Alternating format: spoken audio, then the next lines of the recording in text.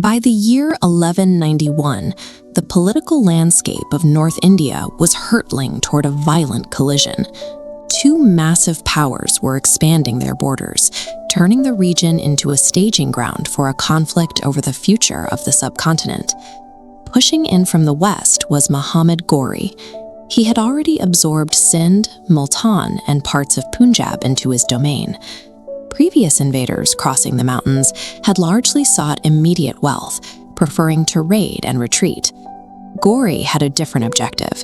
He intended to conquer, hold, and build a permanent administrative empire on Indian soil. Standing directly in his path was Prithviraj Chauhan, the most powerful Rajput king of North India. Having assumed the throne at a young age, Chauhan had mastered cavalry warfare, archery, and swordsmanship. He commanded a vast, well-entrenched state centered around Delhi and Ajmer. Two factions with completely incompatible goals were now sharing a border. An expanding Afghan conqueror looking for permanent territory was pressing directly against a deeply rooted Rajput empire determined to yield nothing.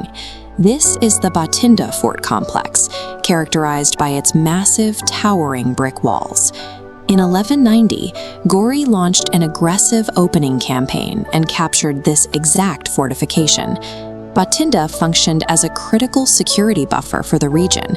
Losing it meant an enemy force now held a heavily fortified position, pointing directly toward the political heart of Chauhan's territories. Chauhan reacted with calculated diplomacy rather than a hasty solo counterattack. He immediately dispatched messages to neighboring Rajput kings and feudal lords, systematically assembling a massive military coalition to confront the Afghan forces. Before a single sword was swung, Chauhan neutralized his enemy's momentum. By rallying a unified front in the face of a severe threat, he proved that a leader's most effective weapon is often their ability to build alliances. Looking at these wide, flat agricultural fields of modern-day Tarari, you can see why both armies chose this specific terrain to meet in 1191. The geography provided the necessary, unobstructed space to deploy tens of thousands of troops. This tactical map represents Ghori's doctrine. Operating in a fluid formation, his lightly armored cavalry and skilled archers relied on extreme mobility to outmaneuver opponents. Chauhan's forces enter as massive geometric blocks. This juggernaut deployed heavy cavalry and war elephants for brutal close-quarters combat. The plains of Tarain became a strict test of military science. A doctrine optimized for speed and evasion was about to collide head-on with a doctrine engineered for overwhelming kinetic force. When the battle commenced, the Rajput coalition launched a devastating frontal assault. The terrifying momentum of their heavy cavalry immediately overwhelmed Ghori's hit-and-run tactics, forcing the lightly armored Turkic archers into the brutal hand-to-hand combat they were trying to avoid. In the middle of this escalating chaos, Chauhan's commander, Govind Rai, identified the enemy's center. He led his unit on a direct, violent path through the fracturing Turkic lines, driving straight toward Muhammad Ghori himself. The two commanders clashed, and Govind Rai delivered a crushing strike with his spear. The blow hit Ghori squarely, causing massive bleeding and nearly knocking the Afghan leader completely off his horse. A loyal soldier quickly grabbed the wounded Ghori and dragged him away from the front line. Seeing their supreme commander fall and disappear, panic rippled through the Turkic ranks. Their formation shattered, and they fled the field with the Rajputs in aggressive pursuit. One precise strike dictated the outcome of the battle. By taking out the opposing leader, Govind Rai demonstrated that a single targeted act of frontline aggression can instantly collapse an entire army's command structure.